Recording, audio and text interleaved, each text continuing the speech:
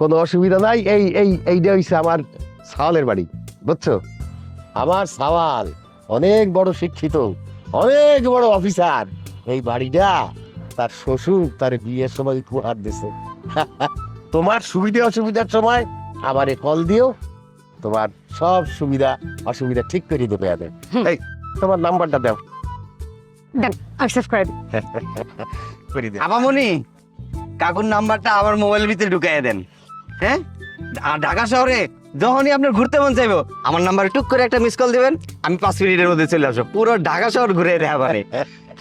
Hello, দেশি কাকুদের save করে দিছি, আর আব্বার ফোনে একটা মিস কলও দিয়ে দিছি।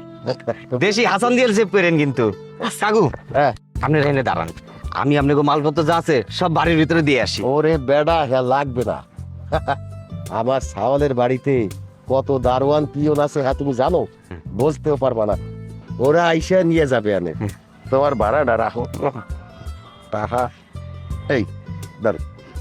আব্বারও রেখা যাই। তুমি ঠিক আছে, আসসালামু আলাইকুম।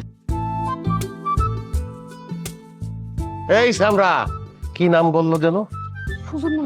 সুজন। হয় হয় হয়, কোথায় লই এসো?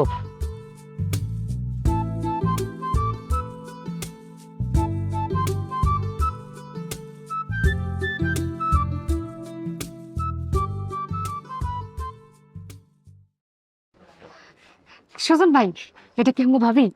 হ আপা, এটাই আপনার ভাবি। মাশাআল্লাহ মাশাআল্লাহ, ভাবি দেখতে কি সুন্দর। ছবির থেকে দেখতে কিন্তু বাস্তব অনেক সুন্দর। কইছিলাম না আব্বা, ভাইজানের চয়েস অনেক সুন্দর হইব। ভাবি আসলে খুব ভালো হইব দেখতে। এগুলো আপনারা কি আনছেন? হাঁস, মুরগি, সবজি। আমার বাসাটাকে আপনারা ফার্ম হাউস বানিয়ে ফেলবেন নাকি? কি কো ভাবি, ফার্ম হাউস কেন বানাবো? তাছাড়া ভাইজান তো এগুলা খাইতে খুব ভালোবাসে। আর এগুলো তো আঙ্গ গ্রামের হাঁস মুরগি নিজের বাড়িতে পালিত। আর তাছাড়া ফল নিজের গাছের, এগুলাকে ঢাকা শহরে লাখ টাকা দিয়েও কিনতে পারবা না তো। কি বানাব্বা? আহ, আমি যদি ভুল না কইরা থাকি, তুমি মনে হয় আমার বৌমা, আমি তোমার শ্বশুর। তো মুরব্বীদের দেখলে সালাম দিতে হয়, আবার একটু আদব কায়দাও দেখাইতে হয়। সরি বাবা, আসসালামু আলাইকুম। ওয়ালাইকুম আসসালাম। কিন্তু আপনারা এগুলা কি এনেছেন? আমার বাসাটা নোংরা হয়ে যাবে না?